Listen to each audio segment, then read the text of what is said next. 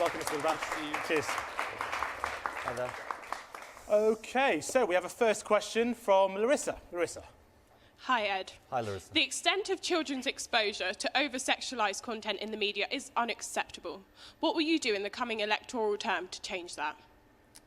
I think it's a really important problem, Larissa, and it's something we do have to look at. I think there's a responsibility on advertisers, on television programmes. I think that's where it starts.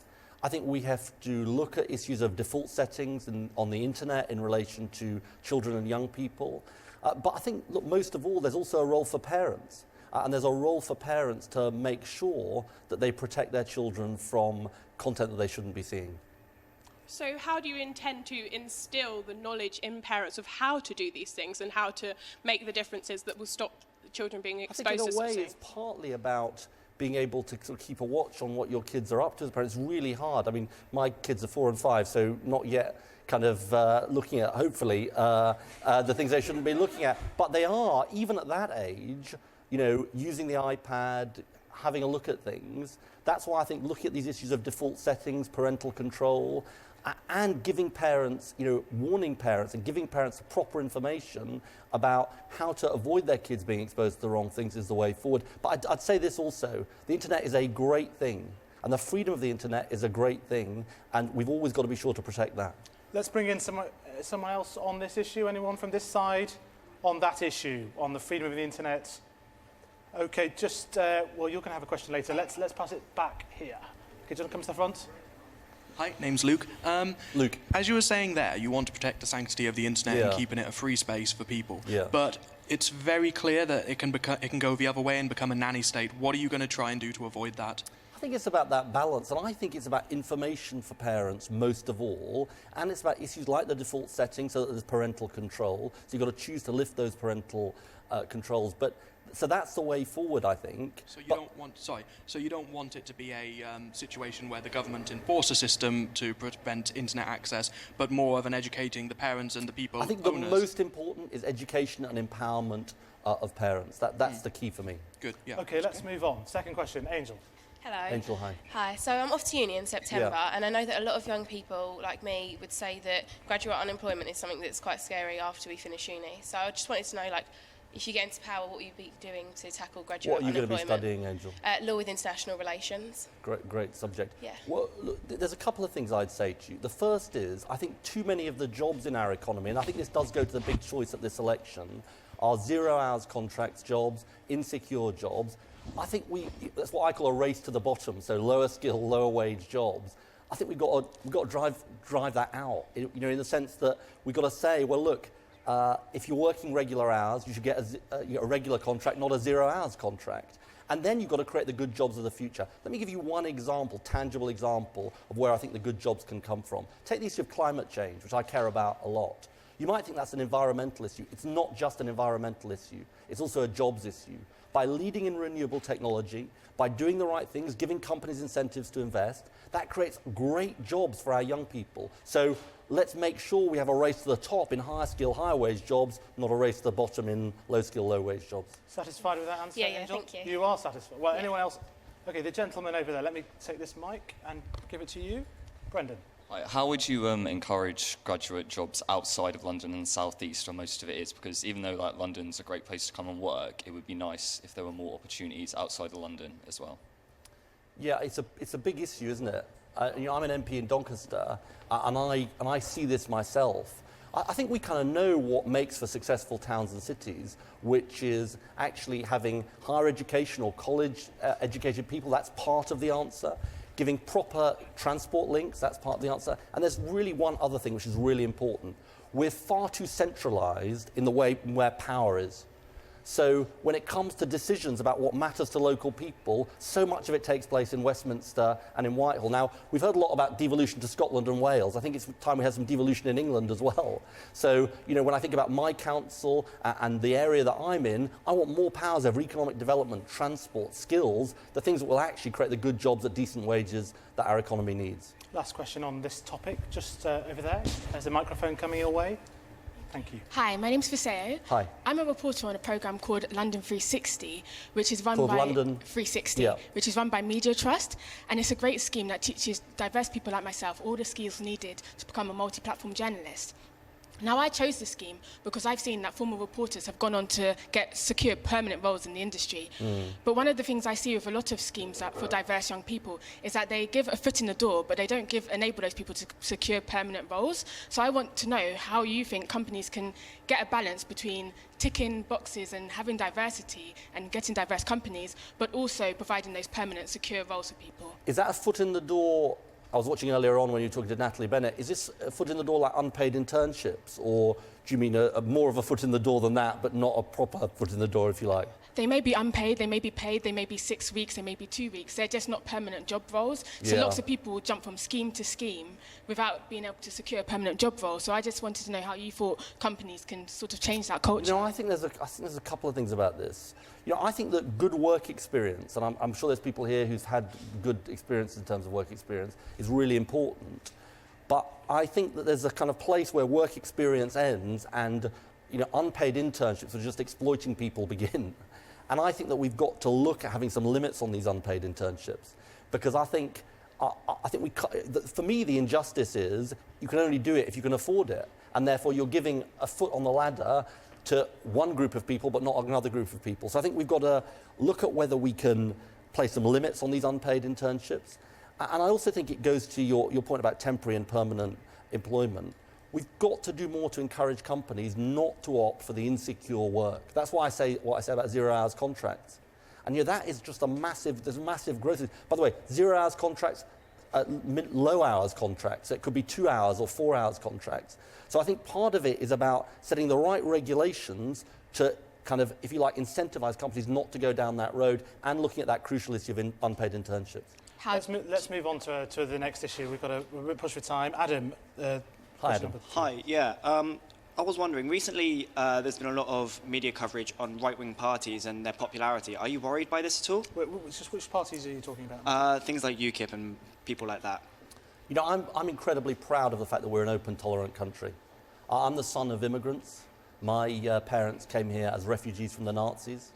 And I think that is one of the great things about Britain, that we are open and tolerant. The view I take about this is we've got to kind of champion our openness and our diversity, but we've got to make it work. Let me give you one specific example where I think it doesn't work at the moment. You get a situation where people are being brought here, paid less than the minimum wage, or 15 people being put in a house. Now, that exploits migrant workers, but it also undercuts wages. So you see, I think most of the time people's concerns aren't based on prejudice, they're based on reality. You know, when people see that happening, they say, well, hang on a minute, that's not fair. We've got to do something about it. So let's have the openness and tolerance that is brilliant for Britain. You know, it was the heart of the London Olympics. But let's also make sure we make that vision of the tolerant, diverse society work for everybody and not just for some people. Because if you have a society where those wages are being driven down, people are going to say, well, hang on a minute, that doesn't seem like that vision's working for me. Is there anyone from those parties here who wants to follow up? Anyone from There are. They're being shy. Okay. Are you happy with that answer? Yeah, thank you. Okay, well, let's move on to a question from social media, from Facebook, from Kevin Mahi. How will you ensure tax incurred in the UK gets paid in the UK and goes to those who need it most? Well, look, this is a really important question that Kevin asks. And there's nothing, I think, that annoys people more than tax avoidance by big companies. Now, I think a couple of things. First of all, we've got to act internationally, because that's the best way of clamping down on this. But also, we've got to be willing to act on our own. There are other countries like Denmark and others who do a much better job of actually clamping down on tax avoidance by big firms. Now, this is in the news at the moment because yesterday the chairman of Boots started telling people how to vote in the UK general election. Well, it turns out that the chairman of Boots lives in Monaco and is actually avoiding his taxes. Now, I've just got to say to you, I don't think people in Britain are going to take kindly to being lectured by somebody who's avoiding his taxes on how they should be voting at the UK general election. And you've now got this unholy alliance between the Conservative Party and people like him who are actually saying that the country can't change. I think we can change the country, and I think part of my job is to say we're going to stand up to these powerful forces who aren't paying their taxes, who are avoiding their taxes, because frankly, they have a responsibility. You know, we talk a lot about responsibility in our society. I think responsibility goes from top to bottom in our country. Now, how can we say to people on benefits and others, you should be responsible, when some of the top people, some of the most powerful people in our country are avoiding their taxes and not doing the right thing? So Mr. Pacina, who's been trying to lecture us about what we should be doing in this country, frankly, I think he should be paying his taxes. Anyone want to come back on that? Quite a statement there. James, why don't, yeah. So are you stating categorically that corporations, economic elites, will be paying tax in the UK, like Amazon and Google? Absolutely. We've got to deal with this. You know, we've got to deal with this. It's what they call this profit shifting. So they shift profits, and I mean, you'll have all heard of it by now, where they shift profits around the world to avoid paying them in this country and to sort of, if you like, put them in countries where there are much lower tax rates. This is something the world has got to get to grips with. And by the way, there's a really important point in this, James, which is this is about businesses. This is about decent businesses in this country, small businesses, large businesses, who are doing the right thing. The vast majority are doing the right thing. And frankly, they're as narked as we are about the fact that, you know, there are some people and some businesses who are not doing the right thing, and we've got to clamp down on it. Molly, you've got a point. If you just come to the front for us, please. Thank you. Do we not already have systems in place to make sure that they do pay their taxes in the right way? It's not happening, Molly. You know, the actual tax gap between actually what companies should be paying and what is being paid is just going up and up and up under this government, and we've got to clamp down on it. How? Why do you think it's not being done properly? Well, look, I think because there's been a view, and this goes to the heart of this election, there's been a view that when powerful people or powerful companies say this is the way it should be, that's the way what we should accept. And I just don't agree with that. You know, as leader of the Labour Party, I took on Rupert Murdoch over phone hacking. I took on the energy companies over their prices, because I actually think you need a Prime Minister who will actually stand up and be counted on behalf of ordinary people in this country. And good to use the line, no pun intended. You know, so I think that is a big change, and that is a big issue at stake in this election. Did you want to come in? Yeah, just the gentleman there. Don't you think that would deter large international companies coming to the UK and recruiting and setting up businesses in the UK? Well, that's what they say. And that's what the banks used to say. You know, think about the financial crash. And, you know, I've taken our responsibility because we didn't regulate the banks enough in government. You know, the bank said, don't regulate us, because if you regulate us, we'll leave the country and we won't be here. Well, actually, it turned out a bit more regulation would have been quite a good thing, and it would have prevented what we're seeing now in our country. I don't buy it, frankly. I think there are lots and lots of reasons for people to invest in Britain and be in Britain. And there are lots, as I say, of really decent businesses in our country, big names, who also say to me, hang on a minute, you know, we pay our taxes, you know, we're on the high street, we're doing the right thing, you know, why are these other people not doing the right thing as well? I think it's a pro-business argument. And frankly, you know, people in my constituency are paying the price of the financial crisis. I don't want to see a society where those at the top are just getting away with it. I don't think we can allow it anymore. Convinced by that? Yeah, thank you. Oh, yeah, no, there we go. Okay, next question, again from Facebook. I'm going to read it from here. How do you seriously expect Scotland, the spiritual home and heartland of your party, to remain behind you after standing shoulder to shoulder with the Tories? How can we trust Labour to do right by Scotland? That's from Sean James Cosgrove. Well, Sean's asking an important question. Everybody will know that last year we had the independence debate in Scotland. By 55 to 45, Scotland decided to stay in the United Kingdom. I'm very pleased that it did. Now, there are a number of parties who wanted Scotland to stay in the United Kingdom, including the Conservatives, Labour, the Liberal Democrats. But this year there's a different choice. And what I'd say to Sean and anybody watching this in Scotland and voting in Scotland is there's a choice at this election between a Labour government and a Conservative government. It'll either be me as Prime Minister or David Cameron. That's what people are saying, including people in Scotland, Nicola Sturgeon, the leader of the SNP. I think people in Scotland want change. They want a different way forward for the country. And I think what we're offering Scotland is actually some things that will make a real difference, like a bank bonus tax to put our young people back to work, like a mansion tax on the most expensive homes, which will help fund the NHS, including in Scotland, like greater fairness in our society. So I understand why Sean, I don't know whether he was a yes voter in that referendum campaign. I know that why he feels what he does and why he says what he says. What I'd say to Sean is there's a big choice at this election between a Labour government and a Tory government, and I have a huge set of differences with David Cameron about the way the country should be run.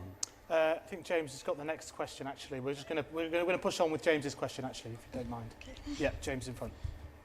Just to move on to a question about yourself. Yeah. Outside of politics, what experience do you have, what life experience do you have to associate and indicate that you should be the one to represent the people of Britain? Well, I've done a number of things which I think, I hope are relevant to this. So I was obviously an economic advisor in the Treasury, and I think that's important. I think that's important because, you know, the economy and how we change our economy is at the heart of the country. I've taught. I taught at Harvard University. I actually taught around government and economics. And I think that actually one of the things that did for me being able to teach was actually the ability to be able, I hope, to listen and engage with people about what their issues are, what they're interested in. I also go back to this, which is about what politics is about, because I think this is the big, you know, this is a really important issue. Why am I in politics, you might wonder? Because I think it makes a difference to our country. And I mentioned earlier my parents. The background and the history they had, which was, you know, fleeing persecution, and this is why stand up and be counted is so important, by the way. If you said to my mum, who's 80 now, if you said to her, politics doesn't matter, she said, don't be ridiculous. You know, her dad was killed by the Nazis. She had to flee to Britain. Now, fortunately, we're not dealing with those issues, but the reason I say that to you, James, is that I was brought up by my parents to think you've got a duty to leave the world a better place than you found it. With the experience they had, they said to me, look, you can't just ignore the world. You can't just ignore injustice in the world. You've actually got to deal with it. So that explains some of why I'm in politics and some of the experience I've had. Happy with that answer, James? Well, I mean, I personally think that there's this perhaps dejection in politics because of the political paradigm, not just with politics, because we're all speaking about politics ourselves in our social groups. I think one of the issues is that me, myself, I feel like I have more in common with perhaps people who represent my views but not in politics. For example, I've only just met the people around me today and I feel like I've got more in common with them than perhaps I do with David Cameron. And I think that is the issue. I think I've got more in common with you than David Cameron as well, but look, I think you're making an important point about this. I sometimes say politics is too important to be left to politicians. And in a way, that's a slightly odd thing for a politician to say. But the reason I say that is because it's people that change things. I'll just give you one very brief example, if I can. Take lesbian and gay rights. The biggest change I've seen since I was growing up, since I was your age, is the change in the rights for lesbian and gay people. It didn't happen because nice politicians said we want it to happen. Sure, Tony Blair was important and his government was important, but it's because people said we've got to have change. Take this argument about tax avoidance. Let's be honest about it. It's been led by people, not by government. And so, look, I think your point in a way is right. I think that the world we live in, people are less interested in one-size-fits-all philosophies, you know what I mean? So you'll have different views on different issues. You've got to make a judgment there about who's going to best represent what you want to see as the government. But I think being engaged in politics and demanding change is absolutely crucial, and it's not just me that needs to do that. Just on this sort of personal credentials of Mr. Miliband. I just wanted to pick up on what you were saying about young people being able to engage, and it follows on from that question nicely. Parties present their manifestos, and I don't think at any point that they do it in a way that's suitable for young people. Has your party ever thought about creating youth-friendly manifestos so we can actually start to understand what's going on? It's a really important question. We're going to have a young people's manifesto. Now, I launched that process a couple of weeks ago. You should go to the Labour website to look at how you can get engaged with that. I think it's incredibly important that we have a manifesto that does reflect the wishes of young people. Let me make one other point to Elizabeth and then come back. We're going to give the vote to 16 and 17-year-olds. Now, some people might be in favour of that, some people might be against it. Why do I think it's important? There are 1.5 million 16 and 17-year-olds.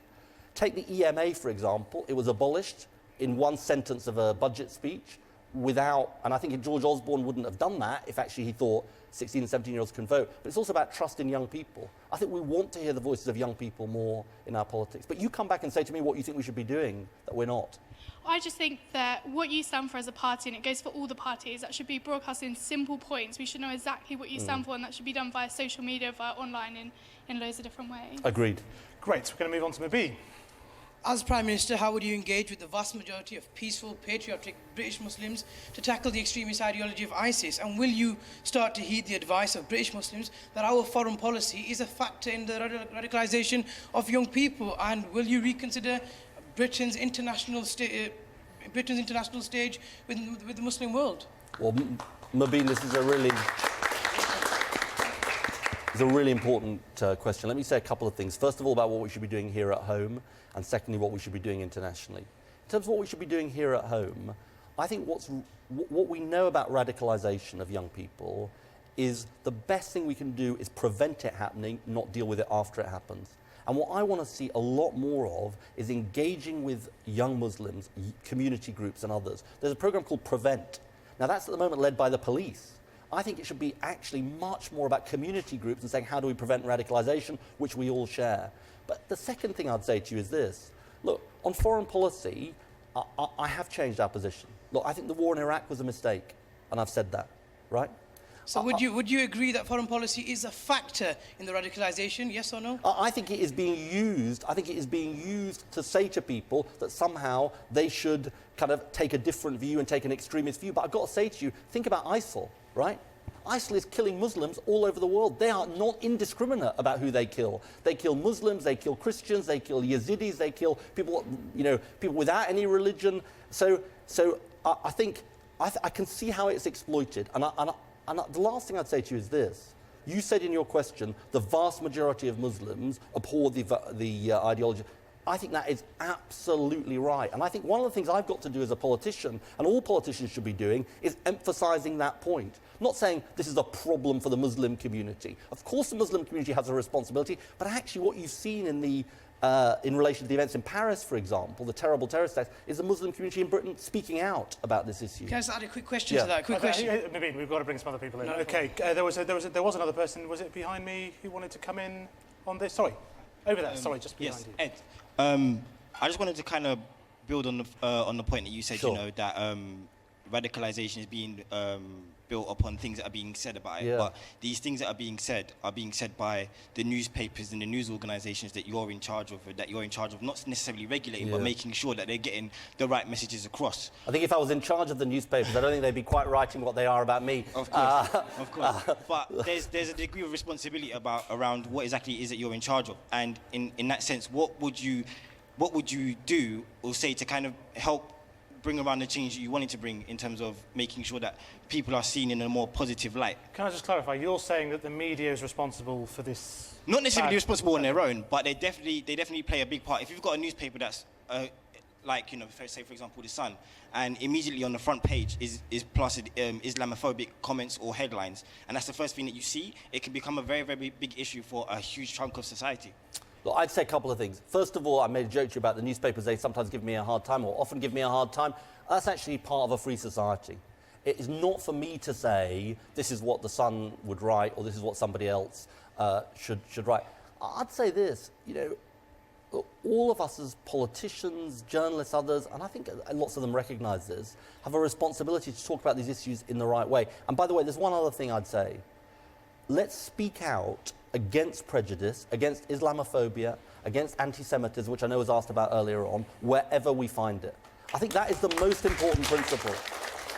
Because if we speak out about these things, and if we say this is wrong and we're not going to allow it as a society, that is our best insurance. It goes back to the question answer I gave earlier. It is about politicians, but it's about all of us as a community speaking out against these things. I think I'm going to push on to Barbara for the next question. Hi, Ed. I just quickly wanted to say I probably wouldn't have gone to university without EMA, so I think that if your party can reaffirm bringing EMA back, that would just basically be great for young people. Is that a question? Are you asking There's him? no question. Well, no. I mean, yeah, I'll get onto that. How do you intend? Do you want to ask that question? Yeah. I mean, I know that the Labour Party made an announcement last year about bringing back EMA for electors, so I was just saying that, I mean, look, we need to look at all of these things, Barbara. I will say one thing to you, though. I can't at the moment promise to bring it back, and I'll tell you why. Because we've got to make the sums add up, and we've got to get the deficit down. And there is one issue here which I do want to go to about politics and why people are so cynical about politics. Lots of politicians come along in opposition and basically say, I'm going to make a promise to you on a programme like this, and then I'll really hope you don't catch up with me in government, and if you do, I'll kind of run around the corner and hope I can avoid you.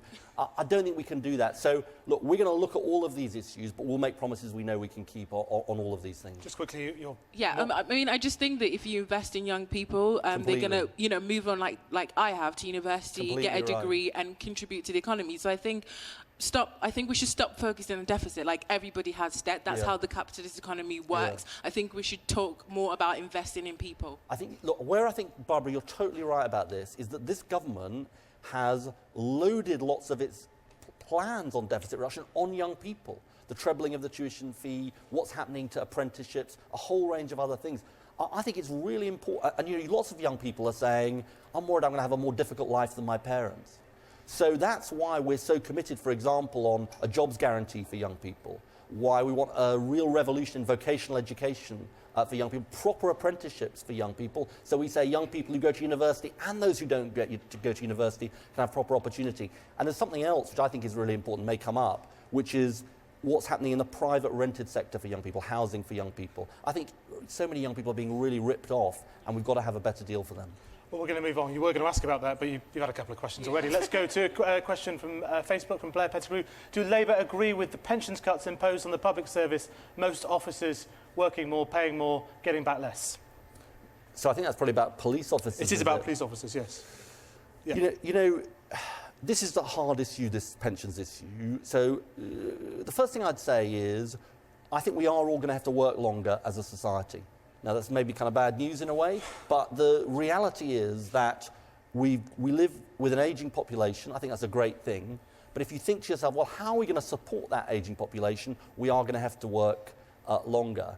Now, the thing I don't like about some of the things the government did on this pensions issue was that they didn't do it with proper dialogue and negotiation, and they did it with very short notice for people. So people will be saying, well, I'm about to retire, or I'm 5 years from retirement, and suddenly they're moving the goalposts.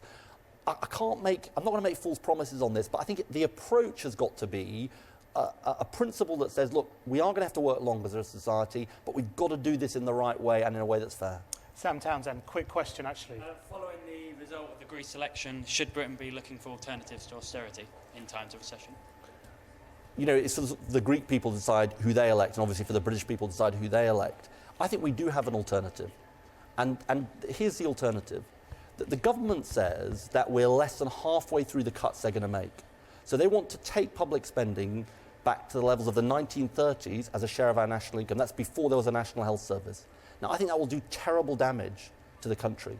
We've got a better plan, which is to say, let's have those with the broadest shoulders bearing the greatest burden. So we're going to reverse the millionaire's tax cut that David Cameron gave to the richest in our society. We will make common sense reductions in spending, because I don't think we can say, well, the deficit isn't an issue. It is an issue. We've got to balance the books. But here's the most important thing. You might be thinking the cost of living crisis that so many people are facing, well, that's a really big issue for many people, and it is for working people, having less pounds in your pocket, seeing your wages fall. The reason the government hasn't met its deficit plan is because they haven't had that boost in wages that we need. So part of our plan is say, let's run the economy in a different way. Let's have higher wages, higher skills. That will actually help pay down the deficit. So I think ours is a much more balanced, sensible plan. You buy into that? Yeah, I can do. OK, right. Well, Will, I'm sorry we've run out of time, but you'll get the first go on the Facebook Q&A that's coming up. I'm sorry about that. There's only half an hour we've got. That's it for this session. Ed Miliband, thank you very much. Thank you. Later we'll be joined by the political leaders of the Lib Dems and the Conservatives. If you still have questions for Mr Miliband, he will be answering those in a live Facebook Q&A as soon as he comes off set. And we'll have a full analysis coming up. You can join in the debate on social media. Just use the hashtag #AskTheLeaders.